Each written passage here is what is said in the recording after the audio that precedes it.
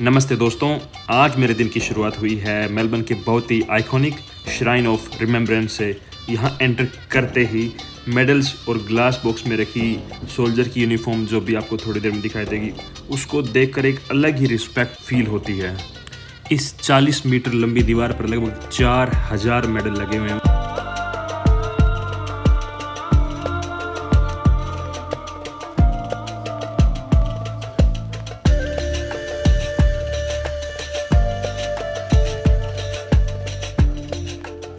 और ये है लाइफ साइज्ड मैनीक्विन्स जो डिस्प्ले करते हैं ऑथेंटिक हिस्टोरिकल मिलिट्री यूनिफॉर्म्स। यहाँ एक बड़ी सी इंटरेक्टिव स्क्रीन है जिसमें मैंने टच किया तो एक बहुत प्यारा मैसेज आया जो यहाँ की कम्युनिटी डाइवर्सिटी और एक्सेप्टेंस के बारे में दिखाता है। ये हमारी हिस्ट्री और कल्चर को एक्नॉलेज करने का बहुत खूबसूरत तरीका है। और इस स्क्रीन पर श्राइन का पूरा टाइमलाइन बना हुआ है और ये है उसका 3D मॉडल।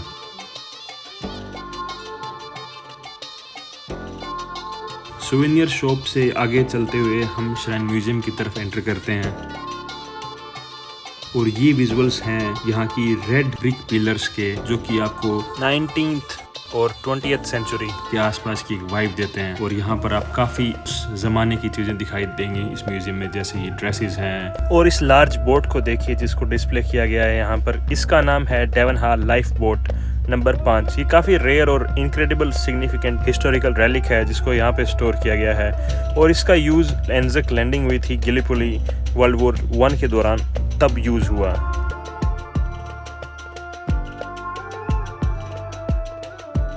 यहाँ ग्लास बॉक्सेस में सोल्जर्स की यूनिफॉर्म्स और उनका सामान बहुत संभल कर रखा गया है। जैसे ये स्लिप देखिए, lieutenant colonel Patrick Daniel Starfield 1946। उनकी पर्सनल बिलोंगिंग्स, कुछ और ब्रेव सोल्जर्स का सामान और ये हिस्टोरिकल वेपन्स, सब कुछ यहाँ पब्लिक के देखने के लिए प्रिजर्व की गई है।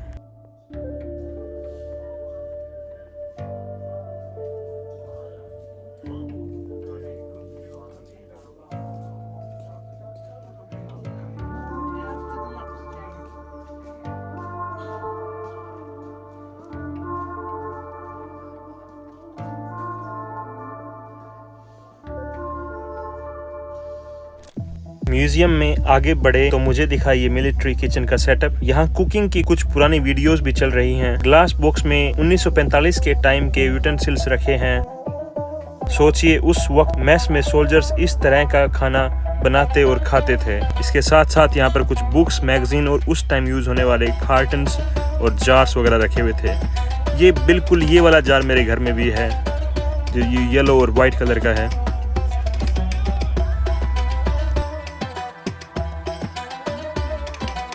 ये देखिए कुछ और चीज़ें जो उस टाइम यूज़ होती थी, उस समय की पैकेजिंग जो आज भी यहाँ म्यूजियम में रखी हुई हैं।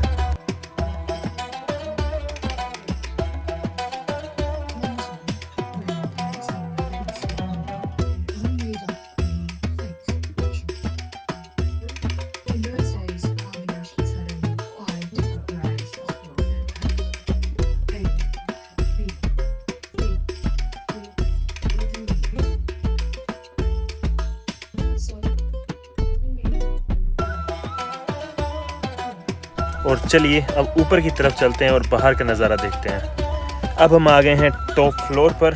वैसे तो भाई एक ही फ्लोर है, जैसे सिंगल फ्लोर है और ऊपर टॉप फ्लोर है। और यहाँ से जो मेलबर्न सीबीडी स्काईलाइन का जो व्यू मिलता है ना, वो बस देखते ही बनता है भाई। है ना बिल्कुल ब्रीथ टेकिंग व्यूज़। एंजॉय कीजिए ब्रिस्बेन मेलबर्न के नज़ारे।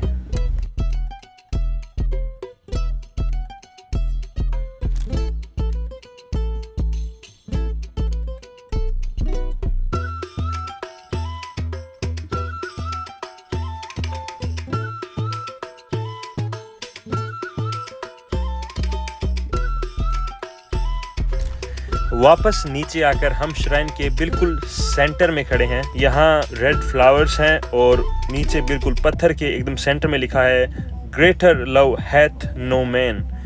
ये लाइन पढ़कर वाकई में रोंगटे खड़े हो जाते हैं। A true salute to their sacrifice.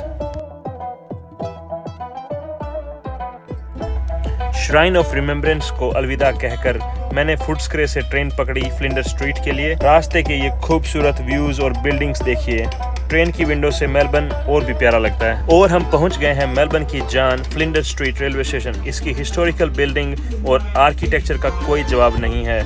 ये मेलबर्न का सबसे फेमस लैंडमार्क्स में से एक है। सिटी में घूमते हुए मेरी नज़र पड़ी इस सुपर क्यूट पिंक ट्रैम पर। इतना घूमने के बाद भूख लग गई तो लंच के लिए मैं आ गया क्रॉसवेज।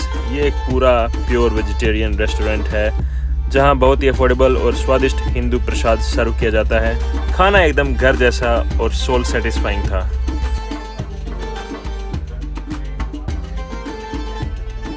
और पेट पूजा करने के बाद हमारी नेक्स्ट डेस्टिनेशन थी मेलबर्न स्काई डेक। यहाँ एंटर करते ही एक ग्लास बॉक्स में पूरे मेलबर्न सीबीडी का 3D मॉडल रखा है। ध्यान से देखिए, इसमें अपना फेमस MCG स्टेडियम भी क्लियरली दिख रहा है। और ये देखिए वहाँ के कुछ फेमस ब्रिजेस। और अब चलिए चलते हैं आसमान की तरफ। ये लिफ्ट की स्पीड देखिए, फ्लोर 29 से सीधा 88 तक का सफ़र, वो भी कुछ ही सेकंड्स में।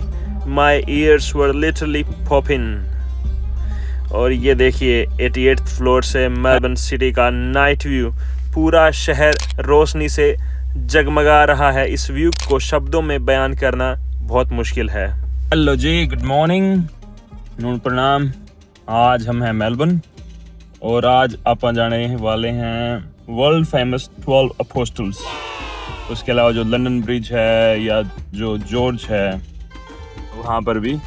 चलिए फिर अभी निकल रहे हैं मेलबर्न से। लगभग यहाँ से जहाँ भी मैं हूँ इस जगह से मेलबर्न में ड्राइव है, लगभग 3 घंटे की ड्राइव है। तो चलिए खूबसूरत और शानदार नज़ारों का आनंद लेते हुए चलते हैं 12 apostles and the great ocean drive.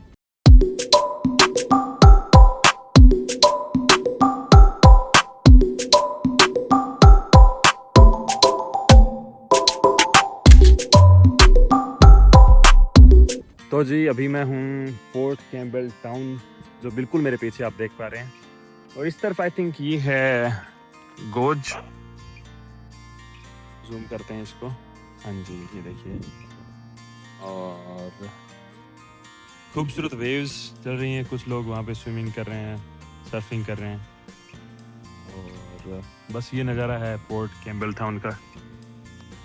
यहाँ पर एक ब्रिज भी है। कैम्पबेल टाउन के लुकआउट से अब चलते हैं लंदन ब्रिज पर। लंदन ब्रिज जो कि ग्रेट ओशन ड्राइव का हिस्सा है, जो एक्चुअल लंदन ब्रिज का हिस्सा नहीं है। तो मैं आपको वहाँ पर मिलता हूँ। ये है भाई कार पार्क का लंदन ब्रिज का। और जूम करके आपको दिखाता हूँ थोड़ा सा लंदन ब्रिज के व्यू। बाकी जो वहाँ जाके पास जाके देखते हैं लंदन ब्रिज के। पर बहुत मस्त ड्राइव है यहाँ की। मैं उस तरफ से आया हूँ अभी, कैम्पबेल टाउन की तरफ से। ये वाला रोड जो है, ये वाला रोड वहाँ से आता है। तो ये है लंदन ब्रिज। ये जो नीचे की आकृति बनी हुई है, ये कुछ लंदन ब्रिज के सिमिलर है। और ये पूरा कनेक्टेड था पहले, पर आई डोंट नो कितने साल पहले, पर कुछ साल पहले मतलब ये जो बीच का जो पोर्शन है वो ढह के पानी में गिर गया नीचे। और उस टाइम पर वहाँ पर 2 टूरिस्ट भी थे जो कि फंस गए वहाँ पर पानी में। तो फिर उन 2 लोगों को हेलीकॉप्टर की मदद से बाद में रेस्क्यू किया गया। तो ये है आइकॉनिक स्पॉट लंदन ब्रिज।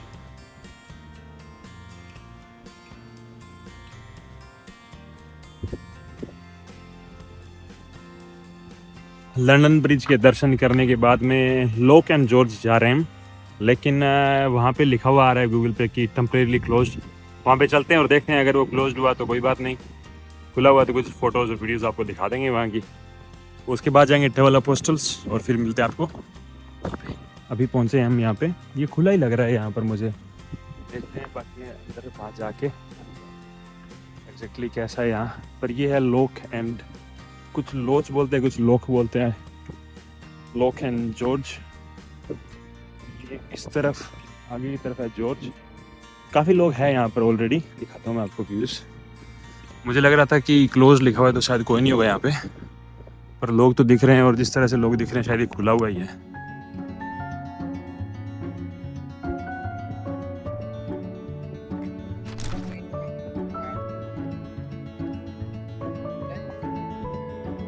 तो ये लोक एंड जॉर्ज है और अब यहाँ से चलते हैं 12 अपोस्टल्स।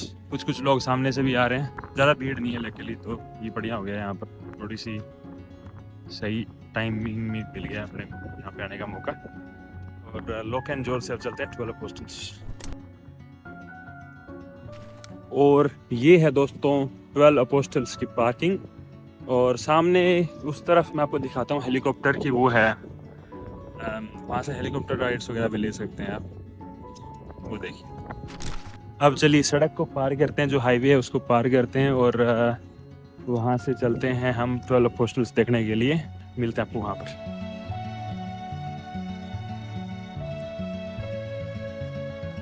दोस्तों अब मैं आपको दिखाने वाला हूँ ये खूबसूरत नज़ारा 12 अपोस्टल्स का, and it is really marvellous.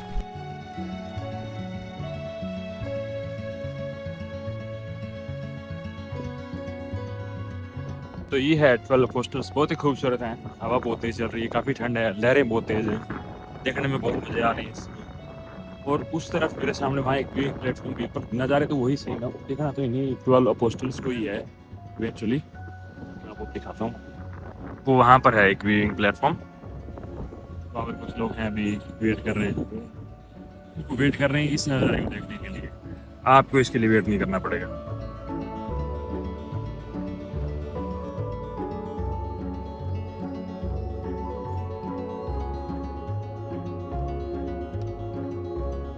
So this is the ending back from 12 Apostles, Great Ocean Drive, Great Ocean Road, और अब ये नेक्स्ट डे की मॉर्निंग है।